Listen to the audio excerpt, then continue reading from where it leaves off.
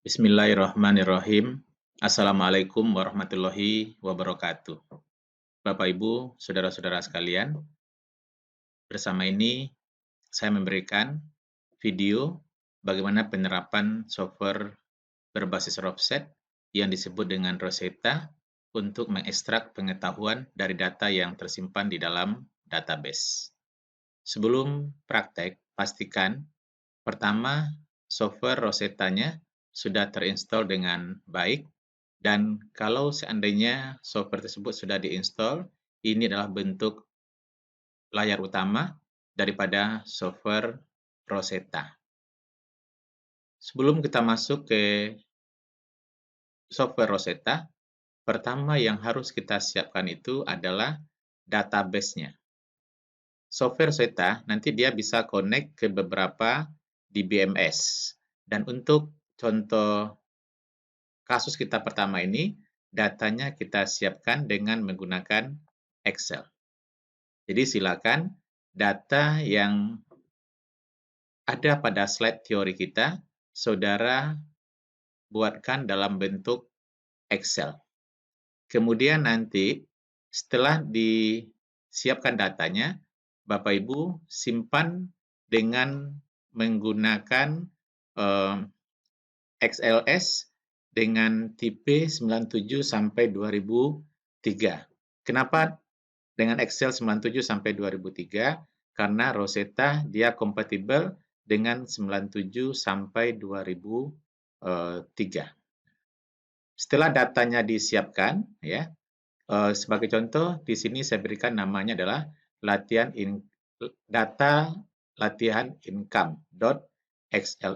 Jadi ini kalau seandainya datanya kita siapkan dengan menggunakan Excel.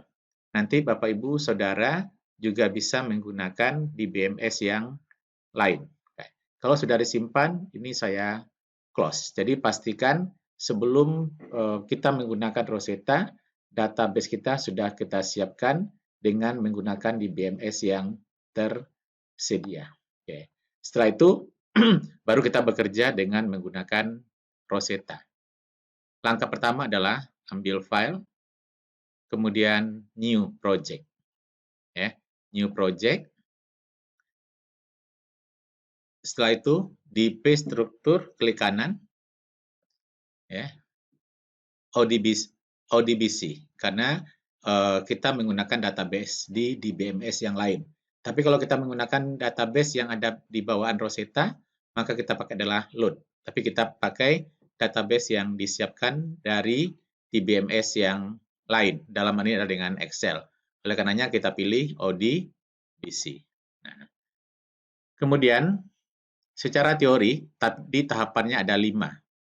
Ya, menyiapkan data dalam bentuk decision system, kemudian membuat equivalent class, ketiga membuat matrix discernibility atau matrix discernibility modulo D, melakukan proses reduction, kemudian generate rules atau menghasilkan pengetahuan. Itu secara teori di algoritma Robset. Sementara pada waktu penerapan dengan Rosetta, tahapannya disempurnakan, ya. Namun sebenarnya dia masih menggunakan 5 tahapan yang ada, ya. Di mana pada praktek pertama kita nanti menyiapkan data ke decision system, ya, yang kita akan import nantinya dari data Excel yang sudah kita buat, kemudian langsung melakukan proses reduction dan generate rules. Sementara untuk equivalent class dan discernment matrix itu secara implisit sudah ada pada proses reduction. Jadi tahapannya dipersingkat, ya. Sementara pada teori ada 5, sementara pada Rosetta tahapannya itu dibuat menjadi 3 tahapan. Jadi pertama nanti kita akan menyiapkan database decision system. Ya, di sini tahapan pertamanya adalah select and open database. Jadi nanti kita akan select and open database menggunakan setup ODBC, kemudian memilih tabel, ya, kemudian memilih atribut yang akan kita gunakan. Ya. Jadi ini persiapan pertama yang harus kita siapkan. Jadi pertama adalah open database, kemudian new, new. Kemudian lihat di sini. Rosetta ini dia compatible atau bisa akses data dari berbagai macam DBMS. Bisa dari Microsoft Access, DBase, Excel, Paradox, dan juga DBMS yang lain. Karena data kita tadi disiapkan dengan menggunakan Excel, maka yang kita pilih di sini adalah driver do Microsoft Excel. Double klik di driver do Microsoft Excel. Double klik. Kemudian kita browse. Data yang tadi disimpan di mana? Ya, silakan Bapak Ibu masuk ke database yang sudah disiapkan di Excel tadi. Browse. Kemudian saya punya data di D yang sudah saya siapkan tadi, tapi save as type-nya ganti di sini menjadi all file. Ya. Kalau saya ada di D data video S3, data saya tadi ada di data latihan income. Data latihan income. Ini saya punya data. Kemudian next. Next, finish. Finish. Nah, lihat di sini Excel 97 sampai 2000. Oke. Maka dia akan muncul data latihan income.xls, kemudian double klik, kemudian dia akan berubah, double klik lagi. Kemudian, nah, berarti di sini kita sudah masuk ke latihan income yang open database baru. Kemudian select tabel. Tabel kita hanya ada satu di sini sheet, ya. Ada di sheet 1, kemudian atributnya studies, education, works dan income. Saya oke. Nah, maka tanda di sini sudah berubah. Berarti kita sudah connect ke database kita. Atau dengan kata lain, kita sudah mempunyai decision system, ya. Tabel di sheet 1. Supaya lebih jelas, sheet 1 ini apa maksudnya? Ini kita ganti, ya. Diklik di sini, klik 2 kali. Klik. Kemudian ganti namanya data latihan income.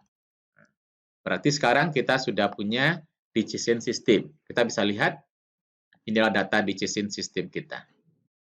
Bapak Ibu bisa lihat juga di sini, seperti yang disampaikan di teori, dalam decision system ada atribut kondisi dan ada atribut keputusan. Kita jangan sampai salah meletakkan atribut keputusan. Secara teori tadi, atribut keputusan diletakkan pada kolom yang sebelah kanan. Sementara atribut kondisi letakkan di sebelah kiri. Dan di software ini, secara otomatis, atribut yang berada pada posisi paling kanan itu dinyatakan sebagai atribut keputusan dan dia akan diboldkan. Oleh karenanya, sebelum